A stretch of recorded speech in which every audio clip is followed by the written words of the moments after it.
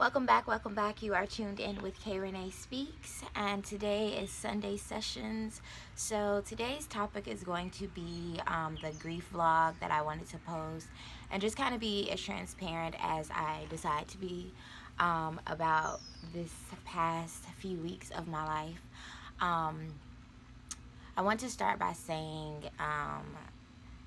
thank you to everyone that attempted to be there for me, that didn't know how to be there for me, but still put in some type of effort, reached out to me, sent me DMs, comments, had me in your thoughts and everything. It was much appreciated, and even if it felt like it was not noticed, it was noticed.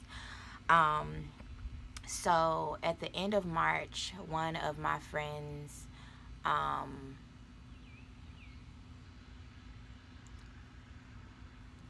passed away, and that started this downward spiral for me.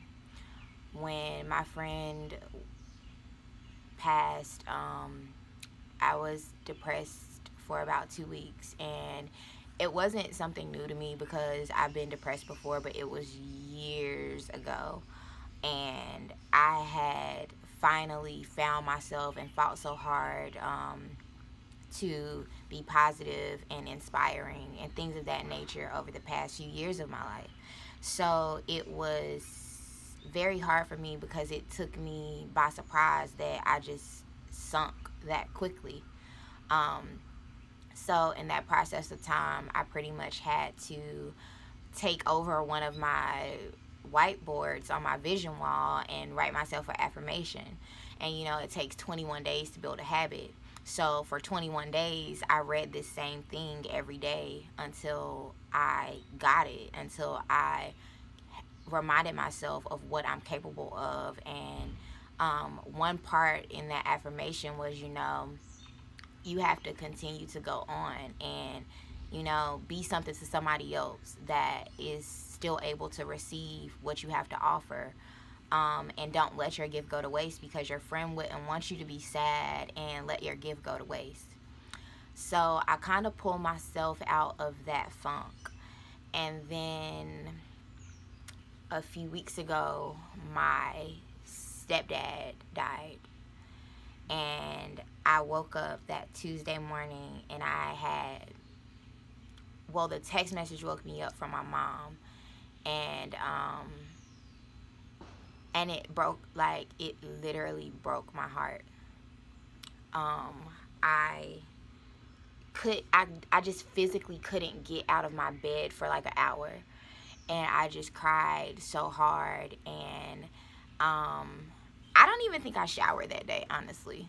I didn't eat. I barely slept. And then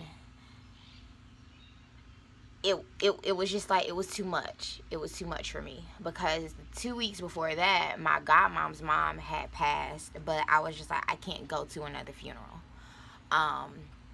So then, like I said, my stepdad died that Tuesday of that week, and then the Thursday of the same week, my uncle died.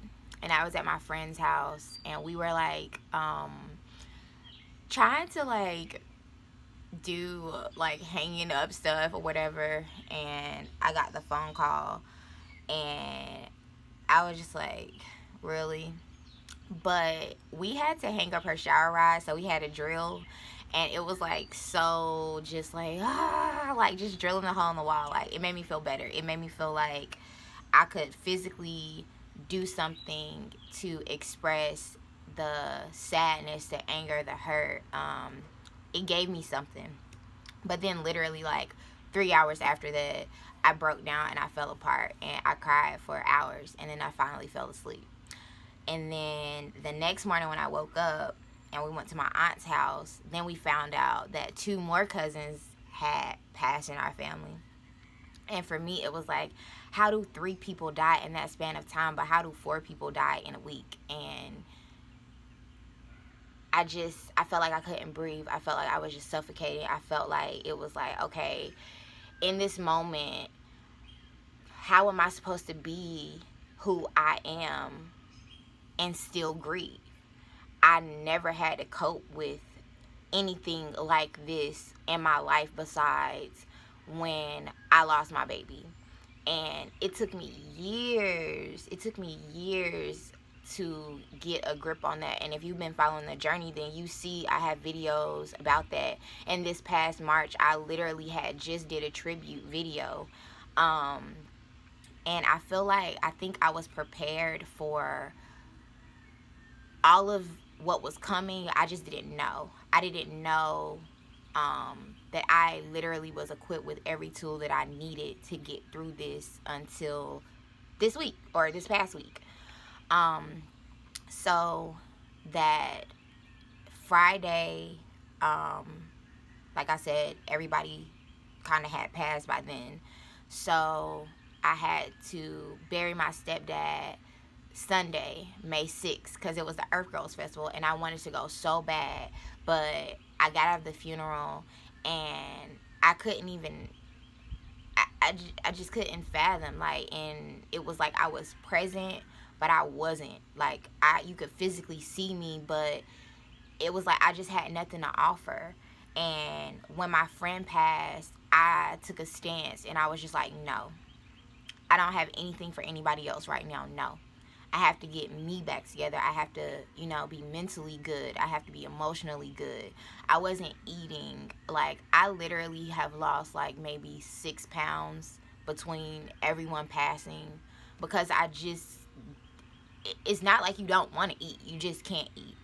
I'm finally sleeping again. I finally have my appetite back. But at the same time, it's like I still find myself just in this thing of like, no, I don't have anything to offer anybody. Like, I'm always pouring and pouring and pouring and pouring and pouring, and very rarely do I get it back. But the people that do pour back into me, I appreciate it so much because it's like it comes every blue moon for me. And I've accepted that because the type of person I am is like I'm loving, I'm nurturing, I'm kind of the giver, and I also just had to realize, like, you can't give all of you away, especially not right now. So I had took this stance, and after the funeral of my stepdad, I told my job I wasn't coming back to work for a week. And in that week of time, the first few days, I barely spoke. I barely ate. I barely did anything, but I did come outside. I did drink water. I drank alcohol. I smoked. I spiraled. Like I said, I shut myself off from everything and everybody. Unless you reached out to me, you did not hear from me. And I didn't feel bad about it. I didn't feel bad about the spiral because I'm always so, I'm always like rainbows and sunshines for everybody else. And in that moment, it's like nobody can tell you how to cope. A lot of people tried to tell me how to cope and that I had to be strong and kept trying to remind me of how strong I was. And it's like, okay, I know this, but that's not how I feel right now. And it's okay to cry. It's okay to cry as much as you want to because the tears are still going to come. I still cry every day. I think maybe the past couple days I haven't cried, but it's like you can't tell people how to process that much death at one time. The only thing that you can do is be there for them and try to make sure that they are staying as healthy as they possibly can, offering them something to eat because they physically can't cook or just, don't have it in them. But telling people not to cry or like, because there's no time frame on grief. There's no time frame on healing. You heal naturally. Like it's a one day at a time process. So I think I was very irritated every time somebody told me not to cry. Every time somebody told me like, oh, it's gonna be okay. Every time somebody told me like, you're stronger than this. And it's just like, well, that shit's not working right now. So I'm going to do what I have to do to feel better for me in this moment. As long as you don't stay in the sunken place. But that Wednesday, my cousin texted me, and they were having trouble with the obituary for my uncle. And I was trying to text her through the process to help them, because I was like, I don't want any parts of this. I just can't do it. I don't know what y'all want from me. But that's my boo, and I love her. So I got dressed.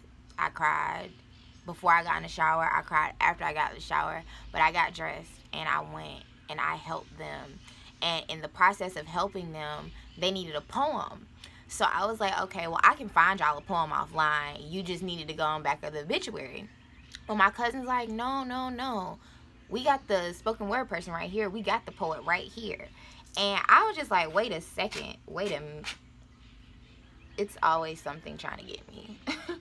But I don't want to kill the bugs because I'm in their area, you know. So, but anyway, she's like, you know, we have the poet right here.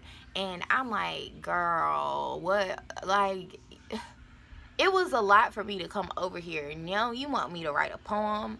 So I get into my creative zone and I write the poem. Then she's like, okay, well, you got to perform it for our aunt so she can see if she likes it or not. So I say it, and I got choked up. I got emotional, but I said it. And my aunt was like, okay, yeah, I need you to read that at the funeral.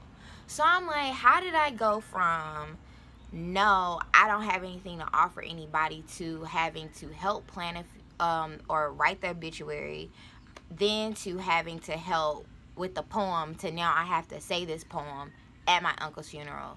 And I'm just like, how is this gonna happen? How?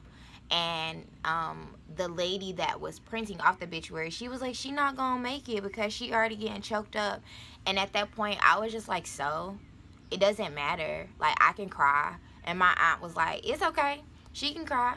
And I was like, you know, I perform plenty of times, and if I cry, I cry. That's the part of being transparent. Like, I'm human, and always trying to turn off your emotions is half the problem with the world, because so many people are out of touch with how they feel, so they can't handle the fact that you are in touch with how you feel. As long as you don't let your emotions overpower you. But it is so important to be in touch with how you feel and be able to articulate and communicate with other people so that they understand, like, yes, I'm open to this, or no, like, back up, I need time. So pretty much the day of the funeral comes, and I am like sick. Like, I can't eat. I barely slept the night before. I just didn't know how I was gonna do this. So we get there. We got there late. That was my cousin's fault. But we got there late. But the whole time my hands were just hot and I was just shaking. And most of my family did not know that I do spoken word. Majority of my family, except for her, in person, she's heard me multiple times in person. I guess a few of my family members had heard me online or something, but literally, like, nobody knew that I wrote that poem until the obituary came out. Nobody knew that I was going to get up and say the poem. But I had my crystals with me, and I took them up front, and I got up there, and I started crying. But I was just like, you know, like, y'all just give me 1 second. And my cousin that was preaching the eulogy, the next thing I know, he was like right there by my side with the fan for me, and just like, you know, there. And at that moment it was like, okay.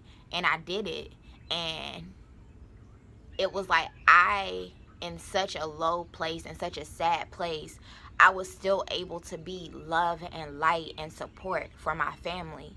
And that meant a lot to me, to be able to distribute this love that I have, that even when I'm feeling so empty, I still have it to give people.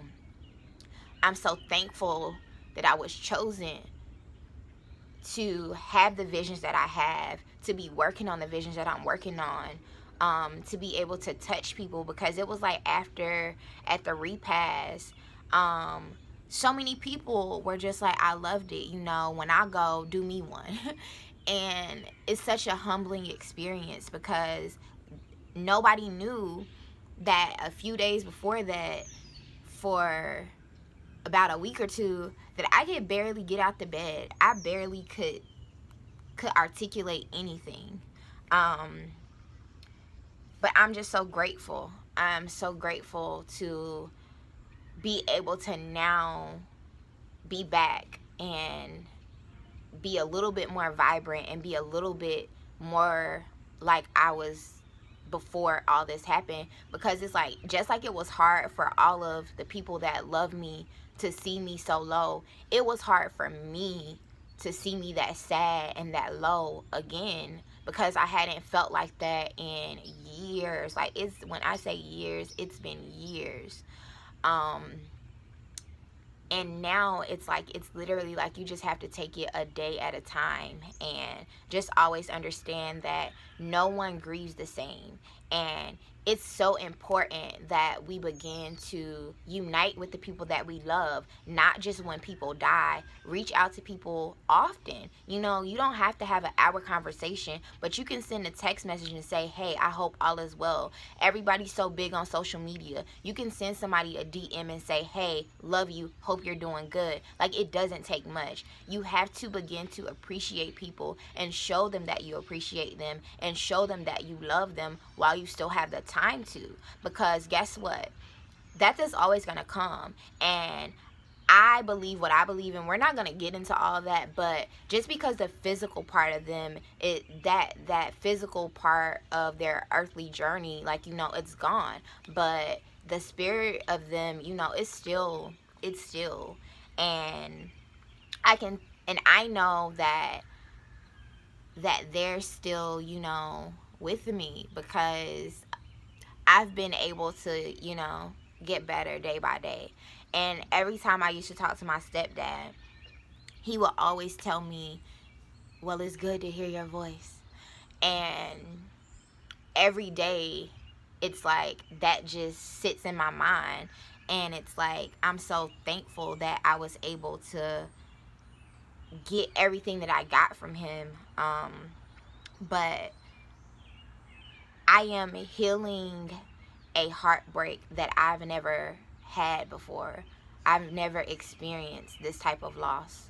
And as you watch this video, I just want to say, stay encouraged. And I've been searching for inspiration to keep writing and to keep, you know, to keep going. And it's literally right here. I am my inspiration. I am the thing that keeps me going. I surprise myself so much at how much I can distribute to others, even when I feel like I don't have anything to give. But I also put myself first. Like, I put myself first, foremost nowadays, because it's like, nobody else is gonna do it. So you have to be in charge. You have to be in control. And you're gonna be presented with opportunities that you feel like you just don't have the energy for. But I promise you, God, your higher power, whatever you believe in, you're gonna be good. Like, you're gonna always be good. If you have foundation and you stay true and you're a good person, you're always gonna be good. You're always gonna have something to pull from. And that's all that I have to say today. Hopefully I did not ramble too bad. So if you take anything from me in this message, just know that you are not alone in feeling like you're sinking. You're not alone in feeling like you can't breathe. You're not alone in any of it. You just have to be able to either create something positive and productive to keep you going, or you have to be surrounded by people that can do that for you. And if you can't, then they do have helplines and things of that nature. It's a different way to cope for everybody. And I'm so glad that I can write, because if I can't do anything else, I can typically write. But I knew I was this sad because I couldn't even write. But now I can write again. So I know that it's getting better, and it's always going to get better. And telling somebody that they're strong, it's like, okay, cool, whatever. But until I had the reminder for myself, in myself, because for days I was looking at myself in the mirror and I didn't recognize me in my eyes, but now I see me again. And I'm holding tight to me, and I'm holding tight because I can't vanish into the sadness. I can't vanish into the depression. I can't vanish into the grief, because it's so many people that that need my love, that need my spirit, that need my light. And I can hear, like, I could just, yeah. So thank you for watching, and I will be back soon with some more art. I'm just taking my time because, like I said, it's a lot. So thank you for staying true with me in this journey and allowing me to be transparent. And I will see you guys the next time.